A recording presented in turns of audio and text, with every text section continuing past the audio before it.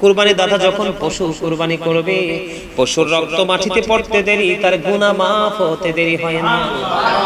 তাহলে যেই পশু কুরবানি আমার জীবনের গুনাহগুলি মাফ করে দিবে, আমাকে গুনাহ থেকে পরিপূর্ণ পরিত্রাণ দিবে, তাহলে সেটা অত্যন্ত যত্নশীল হয়ে যত্নবান হয়ে আমাদের কিনা খরিদ করা উচিত। আল্লাহ রাসূল আরো বলেছেন, এই যে আমরা গরু কিনি, একটা পশমের বিনিময়ে একটা সওয়াব তার আমলনামায় দেওয়া হবে। গরুর গায়ে, মহিষের গায়ে, বকরি, ভেড়া, দুম্বার গায়ে রাসূলকে যখন ছোট প্রাণী সম্পর্কে প্রশ্ন করা হলো, ইয়া রাসূলুল্লাহ, আমার নবী বলেছেন আপনি যদি ছাগল দিয়ে কুরবানি দেন, বকরি দিয়ে কুরবানি দেন, দুম্বা দিয়ে কুরবানি দেন, এইগুলোর পশমের বিনিময়ে, এই মাসটা কি ইমানদারদের জন্য পরীক্ষার মাস, এটা বিশাল একটা পরীক্ষার মাস, আর্থিক ইবাদতের মাস।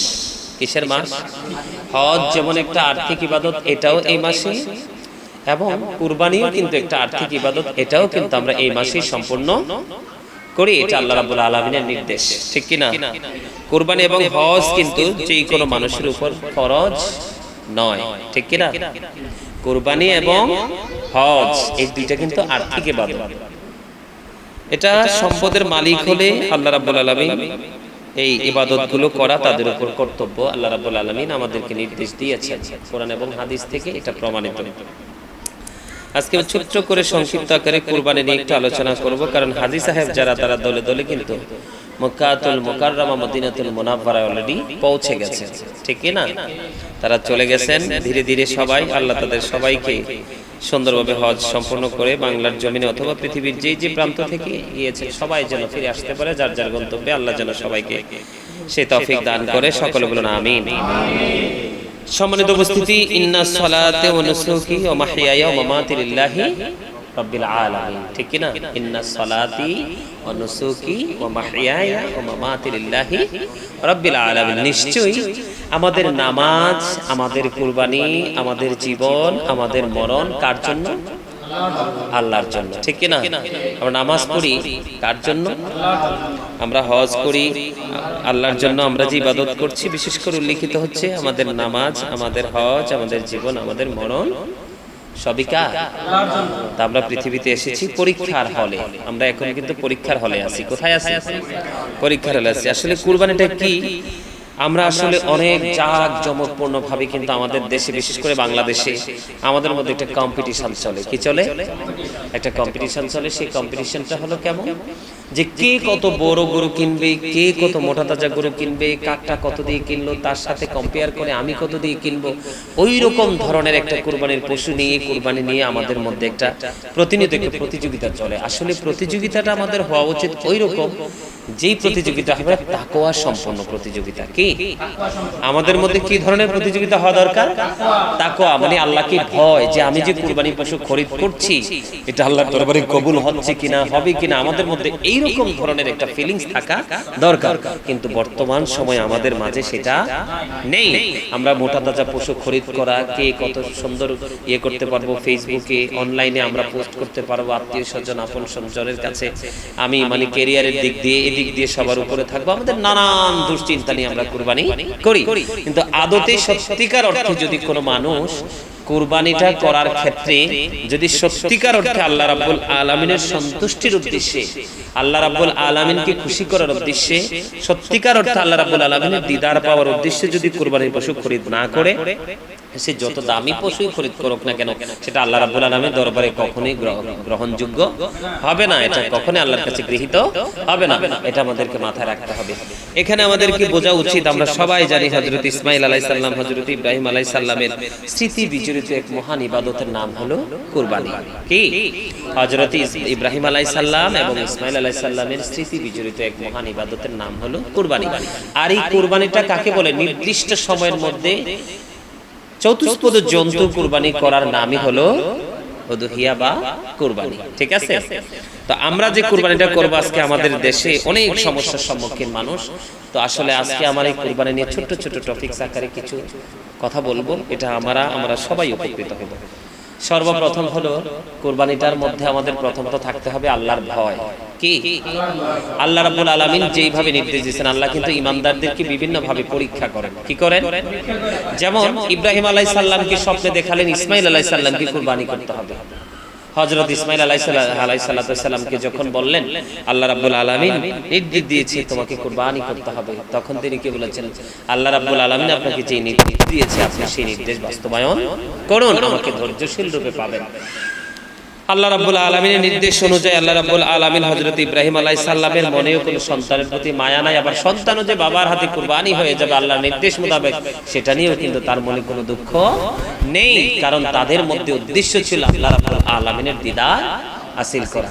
তারা যখন কুরবানিতে যথাযথভাবে যখন কুরবানির স্পটে যখন চলে গেলেন কুরবানি সম্পন্ন করবে, আল্লাহ রাব্বুল আলামিন তখনই কিন্তু জানিয়ে দিলেন ইব্রাহিম আলাইহিস সালামকে আমি মুত্তাকিনদেরকে কিভাবে এইভাবেই পরীক্ষা করে থাকি।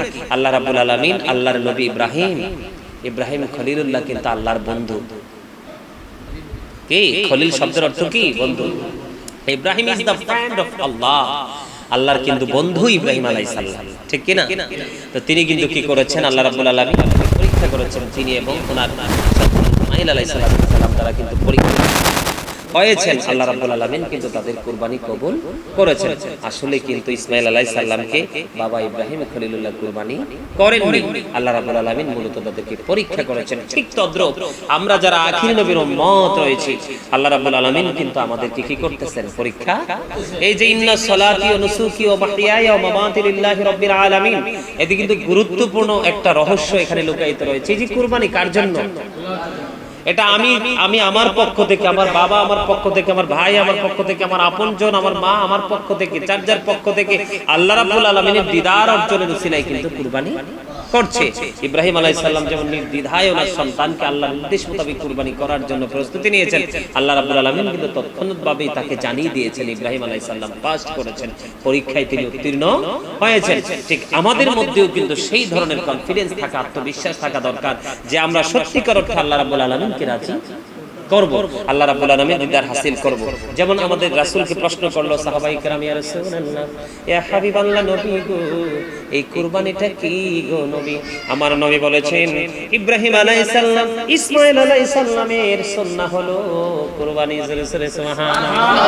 কি এটা এত মজার একটা জিনিস আমার নবী জানতেন আল্লাহর হাবিবের উম্মতগুলো সবাই কুরবানি দিতে পারবেন না।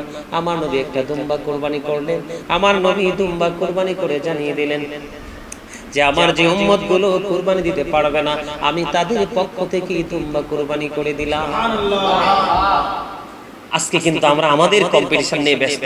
আমাদের কি উচিত না আমাদের রাসূলকে নিয়ে একটা কুরবানি দেওয়া? রাসূলের পক্ষ থেকে আমাদের একটা কুরবানি দেওয়া উচিত না? রাসূলের পুরো জীবন 63 বছর হায়াতে জিন্দেগি আমাদের জন্য কুরবানি করে গেছেন এবং আমাদের জন্য বাকি জীবনটা তিনি বর্জকি জীবন ফিউচারে আল্লাহ রাসূল আমাদের জন্য বাকি জীবনটা আমাদের জন্য বরাদ্দ করে রেখেছেন। এগুলো কিন্তু আমাদেরকে মাথায় রেখে কুরবানি করতে হবে। কথা কি বুঝে আসছে?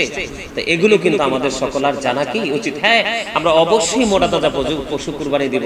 এখানে কুরবানির প্রথম কুরবানির কথা বলি।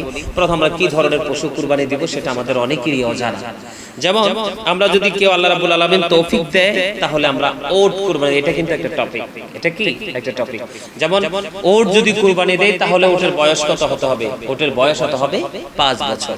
কত বছর? 5 বছর। আমরা যদি গরু মহিষ দিয়ে যদি আমরা কুরবানি করি তাহলে এটার বয়স হতে হবে কয় বছর? 2 বছর। আমরা যদি বকরি, বেড়া, দুম্বা দিয়ে যদি কুরবানি করি তাহলে এটার বয়স হতে হবে 1 বছর। কিন্তু আল্লাহ রাসূল বলেছেন এখানে চমৎকার একটা অপশন হলো যে যদি 6 মাসের বকরি, ভেড়া, দুম্বা যদি 1 বছরেরটার মতো মোটা তাজা হয় তাহলে তোমরা সেটা দিয়েও কুরবানি দিতে পারবে।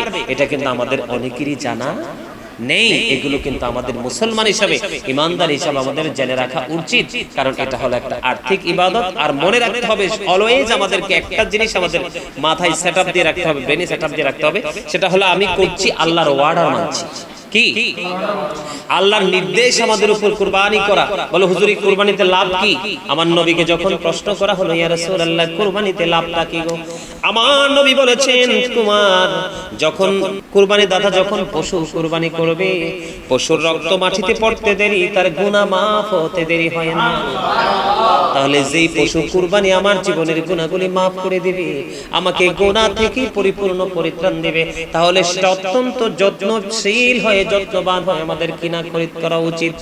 আল্লাহ রাসূল আরো বলেছেন, এই যে আমরা গরু কিনি, একটা পশমের বিনিময়ে একটা সওয়াব তার আমলনামায় দেওয়া হবে।